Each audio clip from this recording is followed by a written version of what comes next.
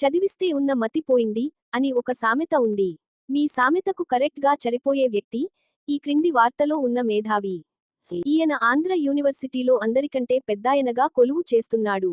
అంటే పెద్ద చదువే చదివాడు. కాని బుద్ధి మాత్రం మోకాల్లోనే ఉంచాడు. బాహుబలి సినిమాలో మనుషులు తాటి చెట్టు ఎక్కితే అవి చక్కగా వంగి రాజు గారి కోట లోపలికి వెళ్లేలా వారికి సహకరిస్తాయి.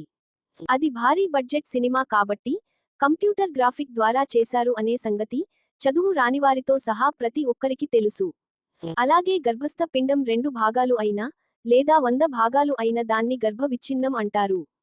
అంటే ఆ పిండం బిడ్డగా మారటానికి అవకాశం, యాత్ర సాంకేతికత ఎంతగానో అభివృద్ధి చెందిన ఈ రోజుల్లో కూడా సాధ్యం కాదు. మతం అతని విజ్ఞతను చంపేసి చదువుకున్న అజ్ఞానిగా మార్చింది.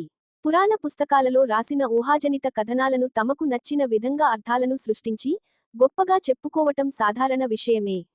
మరి ఇప్పుడు ఎందుకు చెప్పుకోవాల్సి వచ్చింది? వేల మంది యువకులను భావి భారత పౌరులుగా తీర్చిదిద్దాల్సిన ఒక యూనివర్సిటీ అధినేత బుర్ర లేని మాట మాట్లాడాడు కనుక.